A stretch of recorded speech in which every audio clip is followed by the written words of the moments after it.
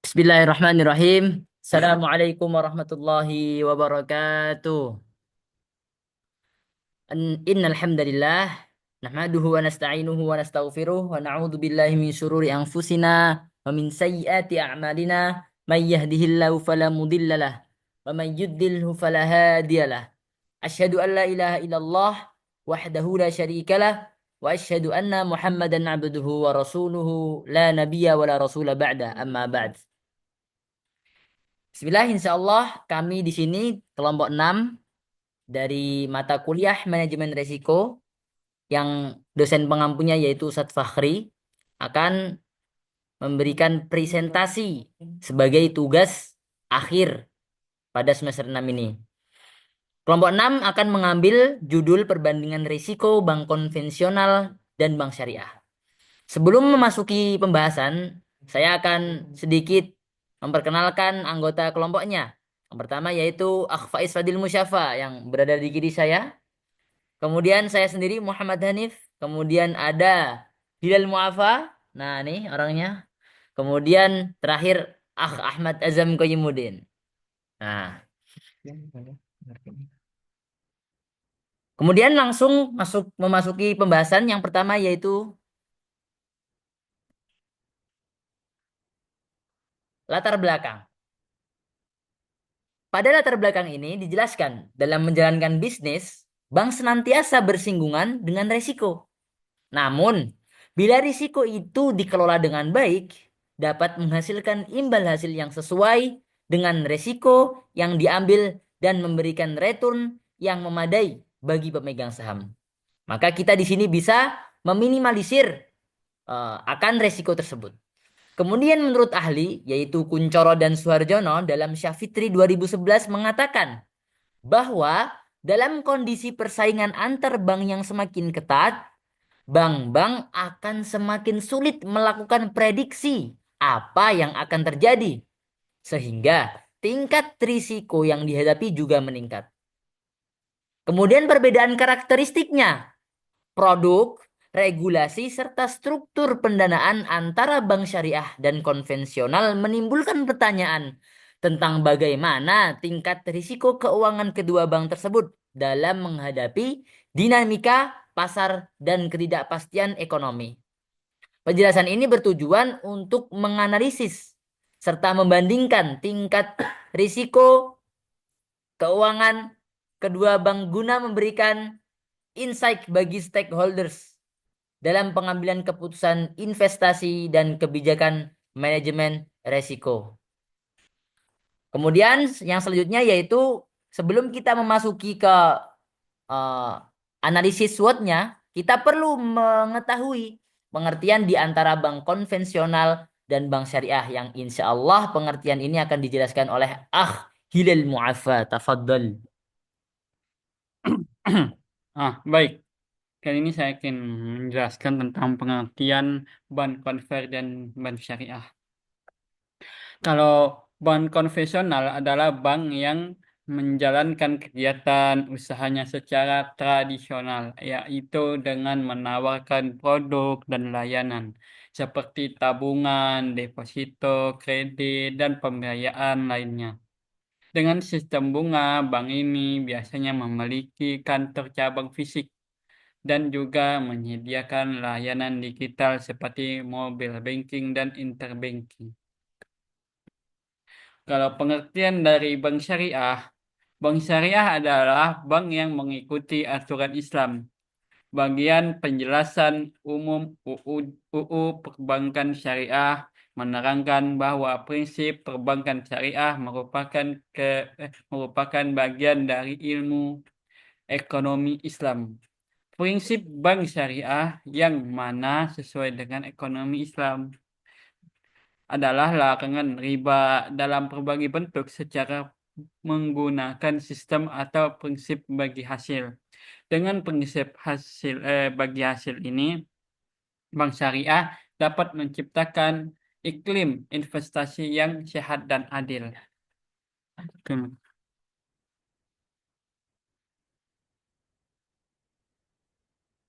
Dan selanjutnya yaitu membahas tentang strategi manajemen risiko menggunakan analisis analisis SWOT. Untuk yang pertama yaitu terkait dengan strengths atau kekuatan. Untuk kekuatan pada BRI yaitu yang pertama jaringan luas dan dominasi pasar mikro atau kecil. Eh,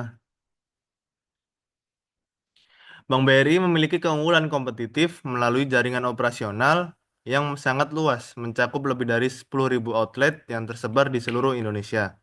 Jaringan ini memungkinkan BRI untuk menjangkau masyarakat hingga ke pelosok desa, yang menjadikannya pemain dominan dalam layanan keuangan mikro dan kecil.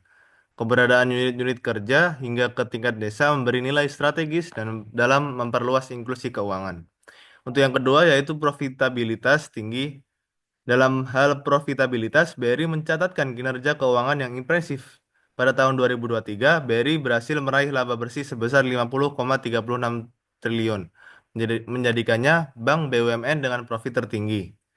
Hal ini mencerminkan efisiensi operasional dan efektivitas manajemen risiko dalam mengelola aset dan kredit, sekaligus menjadi indikator kepercayaan pasar terhadap stabilitas dan prospek bisnis BRI. Yang ketiga yaitu stabilitas pendanaan. Stabilitas pendanaan Bank BRI tercermin dari rasio loan to deposit atau RDR yang terjaga dalam kisaran sehat yakni 80-85%. Hal ini menunjukkan bahwa BRI mampu menyalurkan kredit secara optimal tanpa menimbulkan tekanan likuiditas yang berlebihan.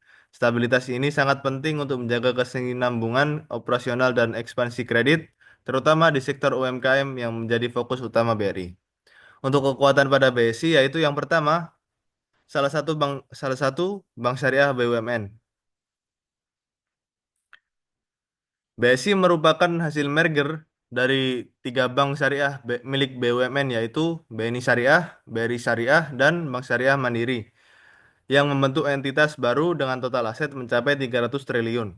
Dengan skala aset tersebut, BSI menjadi bank syariah terbesar di Indonesia dan mampu bersaing dengan bank-bank konvensional dalam hal kapasitas pembiayaan dan kekuatan modal. Keberadaan sebagai bank syariah, BUMN juga memberi dukungan struktural yang kuat dari pemerintah. Yang kedua, yaitu prinsip syariah rendah risiko. BSI mengusung prinsip pembiayaan berbasis bagi hasil seperti akad mudharabah dan musyarakah yang secara teori dapat mengurangi risiko kredit karena melibatkan mekanisme kemitraan antara bank dan nasabah. Berbeda dengan sistem bunga tetap di bank konvensional, sistem syariah memungkinkan penyesuaian terhadap fluktuasi ekonomi sehingga menciptakan fleksibilitas dan ketahanan terhadap potensi gagal bayar. Untuk analisis SWOT yang kedua yaitu tentang weaknesses atau kelemahan. Untuk kelemahan pada BRI yaitu yang pertama exposure kredit UMKM berisiko tinggi. Sekitar 60% portofolio kredit BRI dialokasikan untuk sektor UMKM yang meskipun memberikan margin keuntungan yang menarik, juga mengandung risiko tinggi terhadap gejolak ekonomi. Ketika terjadi perlambatan ekonomi atau krisis, pelaku UMKM cenderung lebih cepat terdampak yang pada gilirannya meningkatkan potensi kredit bermasalah atau NPL pada portofolio BRI. Untuk kelemahan yang kedua yaitu biaya operasional tinggi. Jaringan yang luas memang memberi keunggulan kompetitif, namun juga menyebabkan tingginya biaya operasional. Selain itu, investasi dalam teknologi informasi dan digitalisasi turut menambah beban biaya. Hal ini menuntut efisiensi yang lebih tinggi agar laba tidak tergerus oleh pengeluaran operasional yang besar. Untuk kelemahan pada BSI yang itu yang pertama, jaringan terbatas. Dibandingkan dengan bank konvensional seperti BRI, BSI memiliki jaringan fisik yang relatif terbatas, hanya sekitar 1.500 outlet di seluruh Indonesia. Hal ini membatasi jangkauan pelayanan terutama di daerah-daerah terpencil, serta menurunkan potensi penetrasi pasar syariah secara lebih luas. Untuk kelemahan yang kedua yaitu ketergantungan pada pembiayaan properti.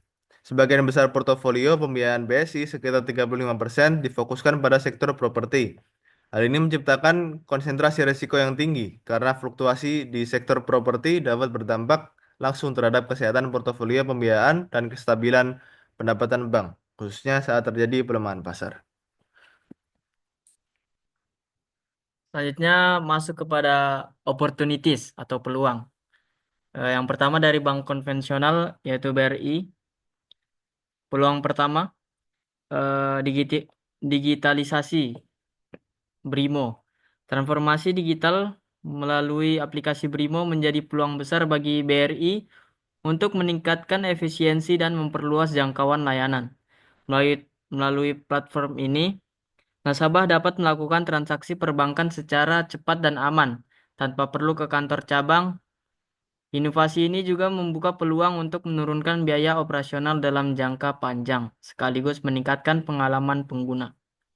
Yang kedua, ekspansi ke segmen korporasi. Setelah pandemi COVID-19, terdapat peluang besar untuk mengembangkan kredit korporasi seiring pulihnya aktivitas bisnis skala besar.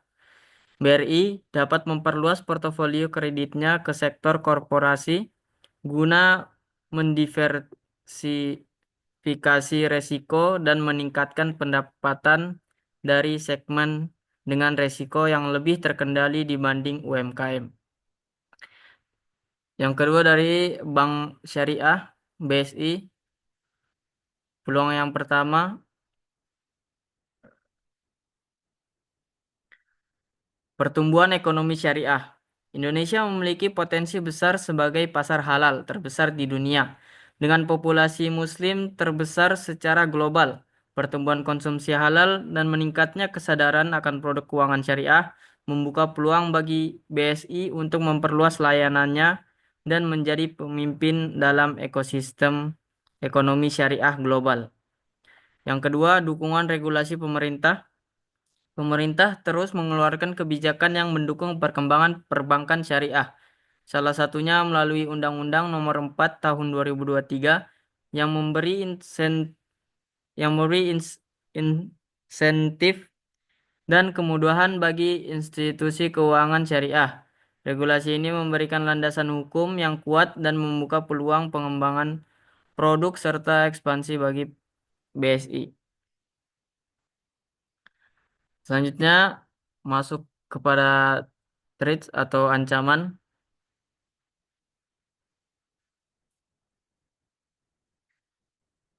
Ancaman bank konvensional, Bank BRI yang pertama, suku bunga BI naik. Kenaikan suku bunga acuan Bank Indonesia atau BI dapat memicu peningkatan non-performing loan atau NPL, terutama di sektor UMKM yang sensitif terhadap beban bunga pinjaman. Tingginya bunga kredit akan mengurangi kemampuan bayar debitur, sehingga berdampak pada kualitas portofolio kredit BRI. Yang kedua, kompetisi vintage. Perkembangan teknologi keuangan atau vintage seperti GoPay dan OVO memberikan tekanan kompetitif yang signifikan terhadap BRI, khususnya dalam hal kecepatan layanan dan kenyamanan pengguna. Jika BRI tidak terus berinovasi, ada resiko kehilangan pangsa pasar, terutama dari kalangan milenial dan generasi Z yang lebih akrab dengan teknologi digital. Dan selanjutnya, Bank Syariah, BSI, ancaman pertama yaitu persepsi kompleksitas syariah. Salah satu tantangan utama BSI adalah masih adanya persepsi bahwa produk keuangan syariah bersifat rumit dan kurang praktis dibanding produk konvensional. Hal ini menimbulkan keraguan di kalangan nasabah, terutama yang belum terbiasa dengan istilah dan konsep akad syariah, sehingga menghambat perluasan basis nasabah. Yang kedua, resiko likuiditas. BSI masih bergantung pada dana pihak ketiga, terutama dalam bentuk deposito jangka pendek. Ketergantungan ini menimbulkan resiko likuiditas, terutama jika terjadi penarikan dana besar-besaran dalam waktu singkat. Risiko ini dapat berdampak pada kemampuan BSI dalam memenuhi kewajiban pembiayaan dan operasional. Selanjutnya akan dijelaskan oleh Hanif.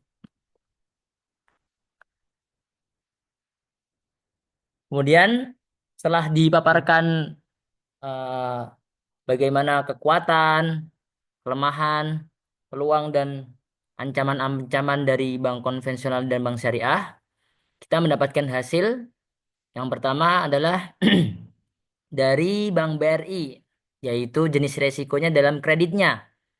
Dalam ini BRI memiliki resiko yang tinggi, kreditnya tinggi, sedangkan Bank BSI memiliki kredit yang rendah karena menggunakan syariah dan properti. Maka kesimpulannya di sini yang lebih beresiko adalah Bank BRI. Kemudian yang kedua yaitu likuiditas.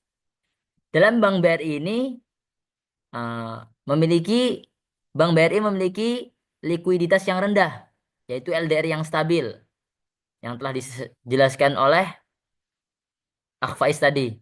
Kemudian Bank BSI memiliki likuiditas yang sedang, yaitu dependensi deposito. Maka di sini dalam poin likuiditas Bank BSI yang lebih beresiko. Kemudian poin selanjutnya yaitu jenis risiko pasar. Bank BRI memiliki eh, jenis risiko yang tinggi dalam pasarnya, yaitu apa? Suku bunganya. Karena ada bunga dalam Bank BRI. Sedangkan dalam Bank BSI, resiko yang dihadapi adalah sedang. Karena seperti yang dijelaskan tadi, di dalam Bank BSI syariah ini tidak menggunakan suku bunga, tapi menggunakan bagi hasil. Maka kesimpulannya, Bank BRI memiliki resiko yang lebih tinggi dalam jenis risiko pasar. Kemudian yang terakhir yaitu jenis risiko operasional. Bank BRI memiliki resiko yang tinggi biaya. Sedangkan dalam Bank BSI memiliki resiko operasional yang sedang, kompleksitas syariah. Maka kesimpulannya yaitu Bank BRI memiliki resiko yang lebih tinggi. Maka setelah kita melihat poin di sini, kita menemukan kesimpulan yang mana Bank BRI memiliki lebih beresiko dalam hal kredit. Tadi kita bisa lihat dalam slide sebelumnya, resikonya kreditnya lebih tinggi, maka BRI lebih beresiko. Kemudian pasarnya juga tingkat suku bunganya, maka di sini BRI lebih beresiko. Kemudian dalam operasionalnya memiliki tinggi biaya. Maka, tapi kelebihan Bank BRI ini memiliki likuiditas yang kuat. Sedangkan Bank BSI itu lebih stabil dalam risiko kredit dan pasar, tetapi memiliki tantangan tersendiri yaitu menghadapi tantangan likuiditas dan pemahaman produk. Maka setelah kita mengetahui bagaimana resiko ini, kita bisa mengaplikasikan dalam kehidupan kita ketika kita menggunakan maupun itu bank-bank konvensional maupun bank syariah. Dengan kita melihat mana sih yang resikonya lebih rendah. Mungkin hanya ini yang bisa kami sampaikan. Mungkin jika ada salahnya dari kelompok 6, kami mohon maaf sebesar-besarnya. Eh, kurang lebihnya mohon maaf. Assalamualaikum warahmatullahi wabarakatuh. Waalaikumsalam. Ini.